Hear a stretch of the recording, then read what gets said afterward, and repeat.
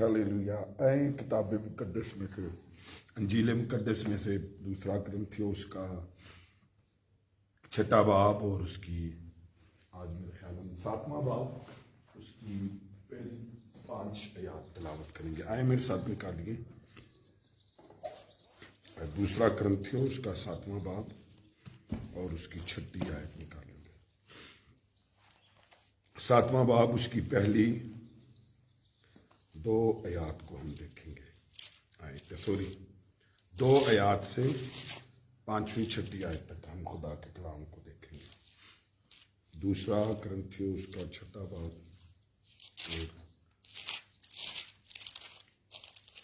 7वां बाब और उसकी आगे भी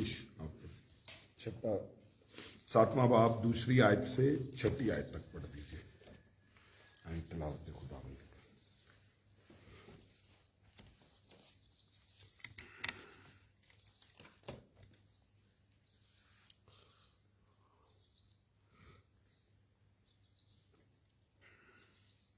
दूसरा कुरिन्थियों उसका 7वां बाब उसकी दूसरी आयत से लेकर 5वीं आयत तक।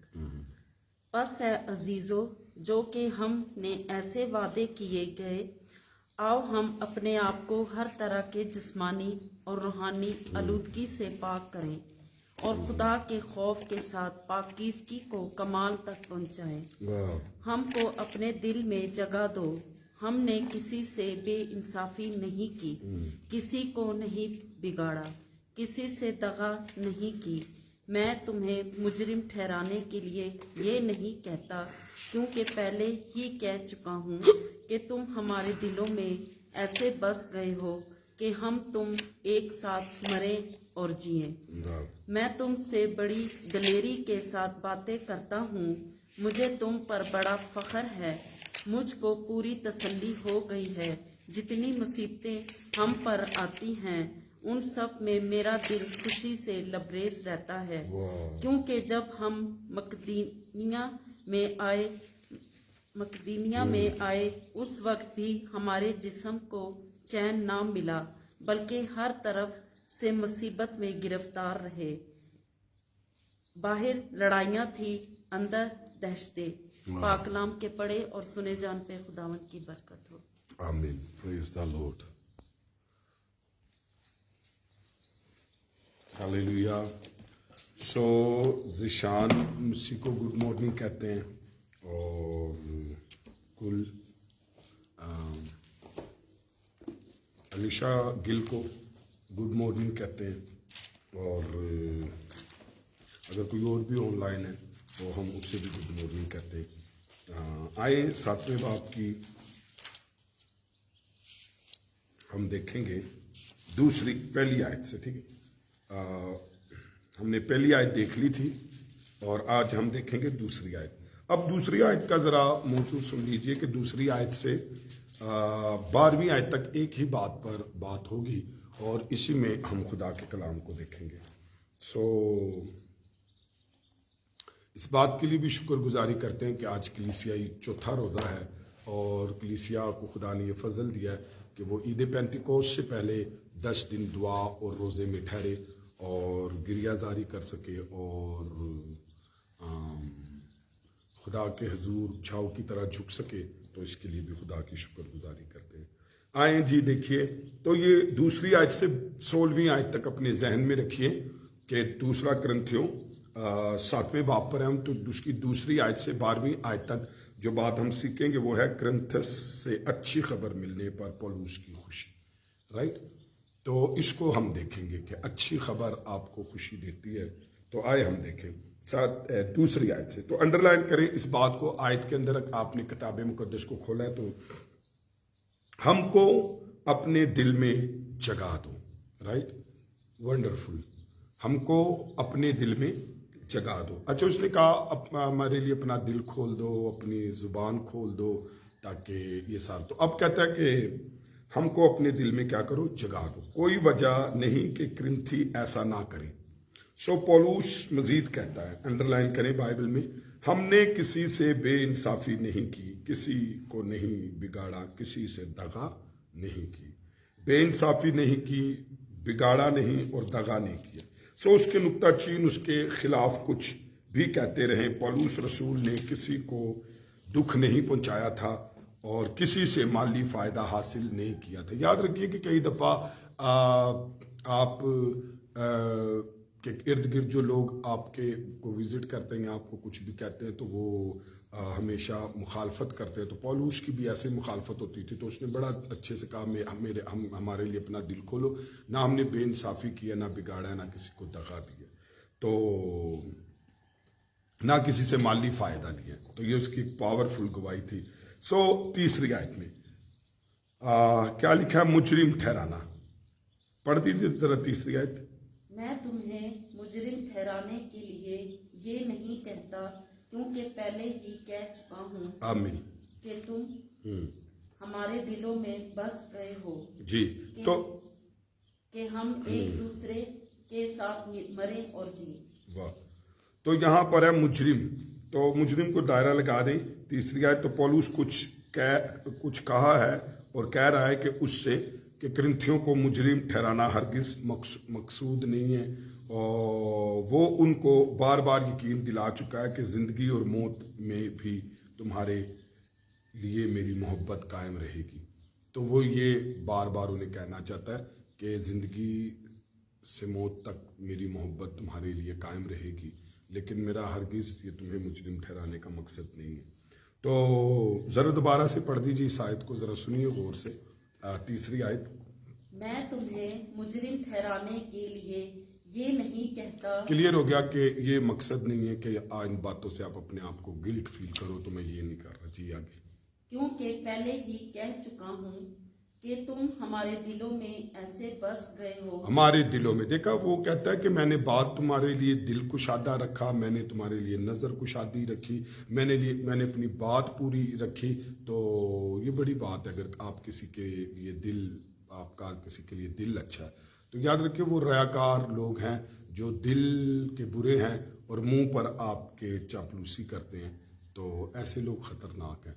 तो पौलुस कहता है कि मैंने दिल से ये रखा आगे कि हम एक दूसरे के साथ मरे और जी। वाह वाह वाह। तो ये उसका यकीन दिलाता है अपनी मोहब्बत का, और ज़िंदगी और मौत में भी तुम्हारे लिए मेरी मोहब्बत कायम रहेगी, मतलब ज़िंदगी में भी और मौत में भी। चले जी, चौथी आयत में पहले अंडरलाइन कर लीजिए, बड़ी दलेरी के साथ, फिर बड़ा फ़ख्र, ये दो बातें। और मुझको पूरी तसल्ली हो गई कि जितनी मुसीबतें हम पर आती हैं उन सब में मेरा दिल खुशी से लबरेज रहता है।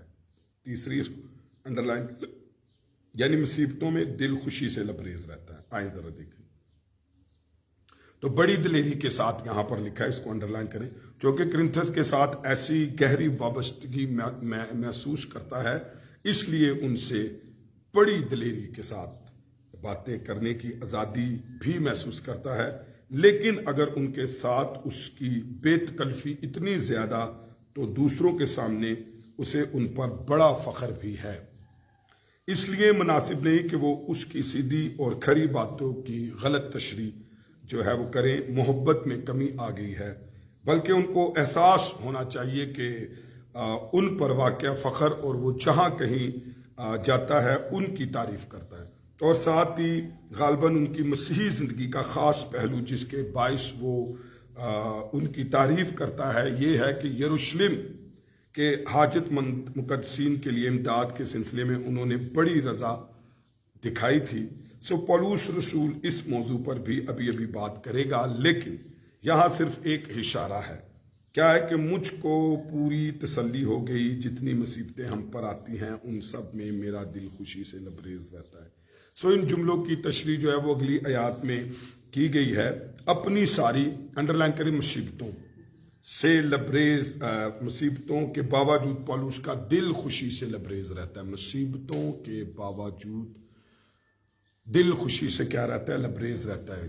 क्यों लबरेज रहता था? वजह क्या थी? वजह यह थी कि तीतस करिन्थस के बारे में बड़ी अच्छी खबर लाया था। इससे रसूल को ज़बरदस्त खुशी और हौसला अफजाई हासिल हुई। 5वीं आयत, आगे जाकर हम इस आयत को अच्छे से देखेंगे। 5वीं आयत, मकदूनिया को अंडरलाइन कर दीजिए, दायरा लगाए मकदूनिया को। اور مصیبت میں گرفتار کو دائرہ لگائیں، تاکہ ہم ان کو ٹکڑے کر کر اس لیے دیکھیں گے کہ ہمیں بات کی سمجھ آئے کہ باہر لڑائیاں تھی، اس کو دائرہ لگا لیں یا انڈر لائن کر لیں، اندر دہشتیں تھی، تو اس کو ذرا دیکھتے ہیں۔ ہم بتا چکے ہیں کہ پولوس افسس روانہ ہو کر تیتس کی تلاش میں ترآس کو گیا تھا، وہاں اس کو نہ ملا تو وہ جہاز پر سوار ہو کر کہاں چلا گیا؟ مقدونیہ چلا گیا، انڈر لائن کریں۔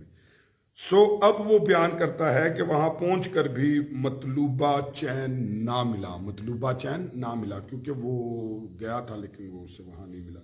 ابھی تک پریشان اور مصیبت میں گرفتار تھا، انڈر لائن کریں۔ اب بھی تک اس پر ظلم ہو رہا تھا، باہر لڑائیاں تھیں، پولوس یعنی دشمن ضرب پر ضرب لگا رہا تھا اور اندر دہشتیں تھیں۔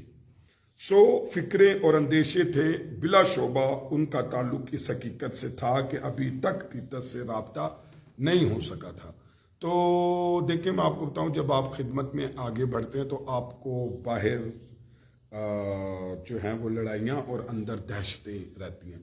تو یاد رکھیے، کبھی کبھی باہر لڑائی ہو رہی ہے ایماندار کی، باہر مخالفتوں کی جنگ چل رہی ہوتی ہے، اور بعض دفعہ باہر کچھ جنگ نہیں ہوتی لیکن اندر جو ہے وہ آپ کے گھر میں، آپ کی کلیسیا میں ایسے لوگ ہوتے ہیں، پارٹی بازی کرتے ہیں، پارٹی سیاست رکھتے ہیں اور مذہبی سیاست کرتے ہیں، اور سیاست ان کے اندر سے نہیں نکلا ہوتا اور نہ ہی مذہب ان کے اندر سے نکلا ہوتا ہے، اور انتقامی کارروائیاں کر رہے ہوتے ہیں، اور یہ اندر کی وہ دہشتیں ہیں جن کا سامنا آپ کو کرنا پڑتا ہے، جس میں روحانی لوگ کہ مجمع کے اندر بھی شریر اور شرارت اور نفرت اور دکھ پہنچانے والے اور جسم میں چلنے والے لوگ موجود ہوتے ہیں، جس کی وجہ سے آپ کو اندر سے دہشتیں کھاتی ہیں۔ چلے جی، 6 آئے۔ پھر خدا نے قدم بڑھایا کہ انڈر لائن کریں، تیتس کے آنے سے ہم کو تسلی بخشی۔ کیا لکھا ہے؟ پھر خداوند نے جو ہے وہ قدم بڑھایا، لیکن جو انڈر لائن کرے بائبل میں کیا لکھا ہے؟ تیتس کے آنے سے ہم کو تسلی بخشی۔ اب اس کو ہم دیکھتے ہیں کہ اس موقع پر پولوس کو امثال کی 27ویں باب کی 17ویں آیت کو سچائی کا تجربہ ہوا، کہ جس میں لکھا ہے جس طرح لوہا لوہے کو تیز کرتا ہے۔ امثال 27ویں باب کی 17ویں آیت، جس طرح لوہا لوہے کو تیز کرتا ہے، اسی طرح آدمی کے دوست کے چہرے کی آب اسی سے ہے۔ واہ واہ واہ، کیا سی زبردست بات ہے کہ جس طرح لوہا لوہے کو تیز کرتا ہے، لوہا لوہے نہ تیز ہو جاندے، اسی طرح سیم آدمی کے دوست کے چہرے کی آب اس سے ہے۔ جب دوست ملتا ہے نا تو پھر وہ چہرہ انہوں دیکھ کے خوش ہو جاتا ہے۔ تو سلیمان کہتا ہے جیسے لوہا لوہے کو تیز کرتا ہے، تو دوست بھی دوست کو جڑا نا خوش کر دیتا ہے، تازہ دم کر دیتا ہے۔ کاش آپ کو دوست ملے، زندگی میں آپ کو سچا بھائی ملے، سچے رشتے ملے، اور پھر آپ کو پتہ لگے کہ کیا ہوتا ہے یہ سارا کچھ۔ تو سچے شاگرد ملے آپ کو، سچے ایماندار ملے، سچے بھائی آپ کو ملے، پھر دیکھیے مزہ۔ پھر یہ آیت اس دن آپ کو سمجھ آئے گی کہ لوہا جس طرح لوہا لوہے کو تیز کرتا ہے، اسی طرح آدمی کے دوست کے چہرہ کی آب اسی سے ہے۔ ذرا مسیح کے ان 2 جان نثار خادموں کی ملاقات کے منظر ذہن میں لائیے کہ پولوس سوال پر سوال پوچھا جا رہا ہے اور تیتس حت المقدور تیزی سے جواب دینے کی کوشش کر رہا ہے۔ امثال 25 بھی دیکھیے، ذرا نکالیے، the book of the proverb chapter 25 verse 25۔ میری بڑی پسندیدہ آیتیں ہوتی ہیں جن کے ساتھ چیپٹر اور ورس دونوں ملتی ہیں۔ جب چیپٹر اور ورس دونوں ملتی ہیں تو بڑا آسان رہ جاتا ہے یاد، اور اب جو ہم پڑھنے لگے ہیں یہ یاد رہے گا۔ امثال 25 تو بہت ساری کتابوں کی مجھے آیتیں اس وجہ سے یاد ہیں۔ خروج 14 مجھے یاد ہے، مرکز 16 مجھے یاد ہے، رومیو 5 مجھے یاد ہے۔ تو اس طرح کے ملتے جلتے، تو آج اس کو بھی دیکھ لیں گے کہ اس میں کیا ہے۔ جی پڑھ دیجیے امثال 25ویں باب کی 25ویں آیت۔ اچھا، میں نے اتنی دیر بات کی کہ چلے نکل آئے گا، لیکن چلے میں نکال دوں۔ تو یہ میرے سامنے ہے مثال 25 تو میں بھی آپ کے ساتھ نکالتا ہوں. تو 30ویں باب میں آگے آئیں ذرا دیکھیے. اگر آپ نے نکالی ہے تو آپ ضرور اس کو دیکھ رہے ہوں گے. تو آئے جی، لکھا ہے یہاں پر وہ خوشخبری جو دور کے ملک سے آئی. بڑی مشہور آیت ہے. ایسی ہے جیسے تھکے ماندے کی جان کے لیے ٹھنڈا پانی. میں نے اتنا سنا ہے اسے، چونکہ مجھے شرف خدا دیتا ہے، فضل دیتا ہے کہ میں ملک کے طول و عرض میں اور اپنے صوبے میں اور شہر میں اور دنیا میں جاؤں تو وہ لوگ بڑی آیت کوڈ کرتے. ایون کہ کل سنڈے کو ہمارے پاس سسٹر سائرہ اسمینا کراچی سے ان دنوں آسٹریلیا رہ رہی ہیں، تو اسمبلیز آف گاڈ کی چرچ کی سنڈے اسکول ٹیچر بھی ہے اور ممبر بھی ہے. بڑا کل خدا نے سے برکت دی، استعمال کیا. تو جب وہ آئی تو ہماری بہن جو لیڈ کر رہی تھی سسٹر شمیلہ، تو وہ کہہ رہی تھی کہ جو خوشخبری دور سے آتی ہے وہ ٹھنڈے پانی کی مانی. جب بھی کوئی مہمان خادم آئے تو لوگ یہ ضرور آیت کو کوڈ کرتے. تو آج مجھے اس کا ریفرنس جو ہے نا وہ یاد رہے گا، امثال 25 کبھی بھی نہیں بھولے. اور میں نے آپ کو میں یقین بتا رہا ہوں، میں نے آج تک میں اتنی جگہوں پر گیا ہوں تو میں نے یہ آیت ضرور سنی لیکن یہ ریفرنس کبھی نہیں سنا کہ ایسا دوست ملے کہ جس سے ٹھنڈے پانی کی راحت ملے، جس سے چہرے کی رونق بڑھ جائے، جس سے تسلی ملے، جس سے دل خوش ہو جائے، جس سے شاد ہو جائے. چلے میں ایک دعا کرتا ہوں کہ خداوند ضرور زندگی میں ایسا دوست دے، اور مجھے خداوند توفیق دینا کہ میں بھی زندگی میں ایسا دوست بن سکوں، ایسا بھائی بن سکوں، ایسا استاد بن سکوں، ایسا شاگرد بن سکوں جس کو دیکھ کر دل خوش ہو اور ٹھنڈا کر سکے. آئیں ساتھ کو دیکھ لیتے ہیں. ساتھ اب ہم دیکھیں گے اس میں کیا لکھا ہے. جی پڑھ دیجئے 2 کرنتھیوں 7ویں باب کی 7ویں آیت. اور نہ صرف اس کے آنے سے بلکہ اس تسلی سے بھی جو اس کو تمہاری طرف سے ہوئی، اور اس نے تمہارا اشتیاق، تمہارا غم اور تمہارا جوش جو ہماری بابت تھا ہم سے بیان کیا، جس سے میں اور بھی خوش ہوا. سو تیتس کے ساتھ دوبارہ ملاقات ہی پولوس کے لیے خوشی کا باعث نہ تھی. مطلب دیکھیں اب تو ایک یہ تھی کہ دوست لوہا لوہے کو دیکھ کر، لوہا لوہے کو جیسے تیز کرتا ہے ویسے دوست ویسے ہی ہے. پہلی خوشی تسلی تو یہ تھی، بلکہ یہ خبر اور بھی زیادہ باعث مسرت تھی کہ تیتس کو بھی کرنتھیوں کے بارے میں تسلی تھی. واہ واہ. تو انہوں نے پولوس کے خط پر اچھا رد عمل ظاہر کیا تھا. تو یہ خبر بہت اچھی تھی کہ کرنتھی پولوس سے ملاقات کے مشتاق تھے. ہلیلویا. سو حالانکہ چھوٹے استاد ایڑی چوٹی کا زور لگا رہے تھے. یہ بڑا بہت مشکل کام ہے. میں آپ کو بتاؤں، اگر آپ کے شہر چرچ میں لوگ مخالفت کرنے لگے ہوں اور کسی جگہ پر، تو یہ بڑا مشکل کام ہے کہ پھر بھی خدا کام کرے. تو ایڑی چوٹی کا زور لگاتے. ان مقدسین اور پولوس کے درمیان اختلاف پیدا ہوں اور وہ ایک دوسرے سے دور ہو جائیں. کرنتھی صرف پولوس سے ملاقات کے آرزو مند تھے، بلکہ اس کے لیے غم بھی کھاتے تھے. انڈرلائن کرے، غم بھی کھاتے تھے. واہ واہ. یہ غم ان کو اپنے غیر مطاعت رویے پر بھی ہو سکتا ہے، کیونکہ اتنا پرابلم کرنتھس کی کلیسیا میں تھا. تو شاید اس بات سے بھی کہ ہم نے خدا کے بندہ کے ساتھ کیا کیا ہے. میری بڑی دعا ہے کہ اگر آپ کے ساتھ کوئی بھی کچھ کرتا ہے تو خدا مجھے اور آپ کو یہ فضل دے.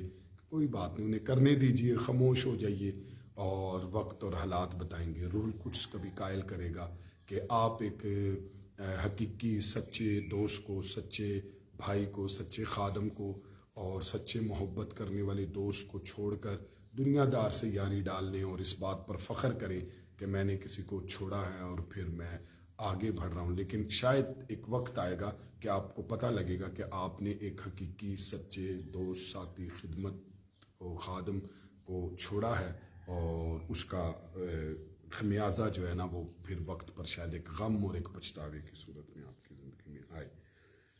تو کہ وہ جماعت میں گناہ کو برداشت کرتے رہے تھے، اس بات کا بھی غم ان کو ہو سکتا ہے، اور اس بات پر بھی وہ رسول کے لیے فکر مند اور دکھ کا باعث بنے تھے. اور تیتس نے ان کے اس غم کی خبر دینے کے علاوہ ان کے جوش کا بھی بیان کیا. کیسی بات ہے. ان سے ملاقات کی بات بتائی کہ وہ ملنا چاہتے ہیں، تجھ سے ملنا چاہتے ہیں، اور they want to meet you. یہ بتایا، اور دوسرا یہ بتایا دے سورو about maybe about you اور اباؤٹ دیر ایٹیٹیوڈ، اور اس کے بارے میں، اور پھر تیسری بات بتائی کہ وہ جو تھے پرجوش تھے، جس سے پولوس اور بھی خوش ہوا، انڈرلائن کریں، اور بھی خوش ہوا۔ چنانچہ پولوس کی خوشی صرف تیتس کے آنے پر نہ تھی، مطلب یہ تو تھی، لیکن اس سے بڑھ کر بھی کیا تھی کہ اس کے حقیقت کی شہادتوں پر بھی تھی کہ کرنتھس اس کی ہدایت پر کاربند ہے، یہ بھی، اور ابھی تک اس کو محبت سے یاد کرتے تھے۔ ہیلیلویا! بڑی میری دعا ہے خدا کے حضور، کیونکہ یہ خود سے نہیں ہو سکتا، کاش ہم خدمت کر جائیں کہیں پر اور کوئی ہمیں کھو دے اور یا ہمیں ہی جانا پڑ جائے، تو کبھی کسی لمحے میں کوئی بیٹھ کر سوچے کہ وہ لمحہ، وہ ٹائم کتنا اچھا تھا جب ہم نے اس خدمت سے لطف اندوز ہوئے، وہ گواہیاں رہ جائیں۔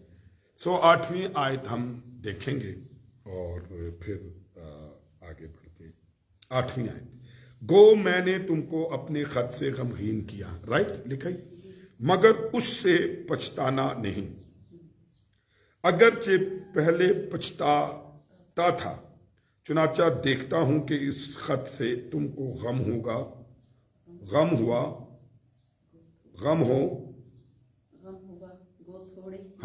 ہوا، گو تھوڑے ہی عرصے تک رہا۔